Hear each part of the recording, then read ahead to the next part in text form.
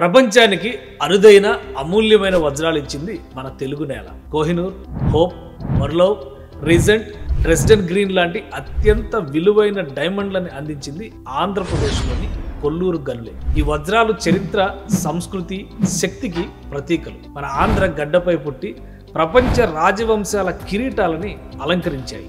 వజ్రం కాంతి కిరణాలను చీల్చి ప్రపంచాన్నే మైమరిపించే అద్భుతం. దీని మెరుపు చరిత్ర, శక్తి, సంపద, అధికారాలకు చెంది.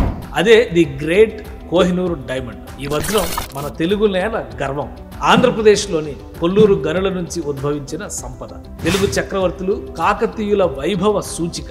కానీ ఈ అమూల్య రత్నం ఎన్నో రాజవంశాల చేతులు మారి యుద్ధాల సాక్షిగా చివరికి బ్రిటన్ రాజ కిరీటంలో చోటు దక్కించుకుంది.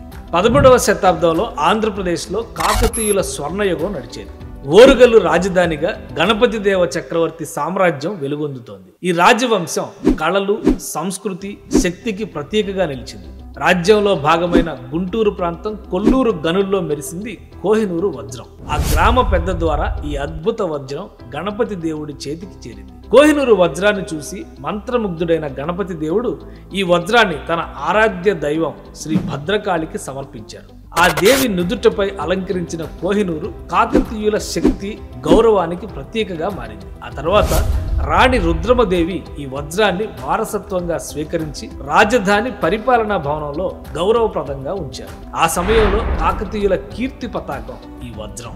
సంపద ఎక్కడుందో అక్కడ కన్ను పడుతుంది అన్నట్లుగా ఈ వజ్రం చుట్టూ అనేక యుద్ధాలు అలముకున్నాయి. 1310లో ఢిల్లీ సుల్తాన్ అలావుద్దీన్ ఖిల్జీ సైన్యాధిపతి మాలిక్ కాఫర్ నేతృత్వంలో వరంగల్ పై దాడి చేశాడు. ఈ యుద్ధంలో ఓటమి ఎదుర్కొన్న కాకతీయ చక్రవర్తి ప్రతాపరుద్రుడు సంధి కుదుర్చుకుని అపార సంపదతో పాటు కోహినూరు వజ్రాన్ని సమర్పించుకోవాల్సి వచ్చింది. ఇక్కడి నుంచి కోహినూరు తెలుగు నేలని వీడి ఢిల్లీ వైపు పయనమైంది. ఢిల్లీలో కోహినూరు ఖిల్జీల చేతి నుంచి ఇబ్రహీం లోడీకి చేరింది. 1526లో మొదటి పానిపట్టు యుద్ధంలో మొఘల్ రాజ్య స్థాపకుడు బాబర్ ఇబ్రహీంని ఓడించి కోహినూర్ని స్వాధీనం చేసుకున్నాడు. మొఘల్ సామ్రాజ్యంలో ఈ వజ్రం నెమలి సింహాసనంలో మెరిచింది. కానీ 1739లో పర్షియన్ రాజు నాదిర్ షా ఢిల్లీపై దాడి చేసి కోహినూర్ని దోచుకెళ్లాడు.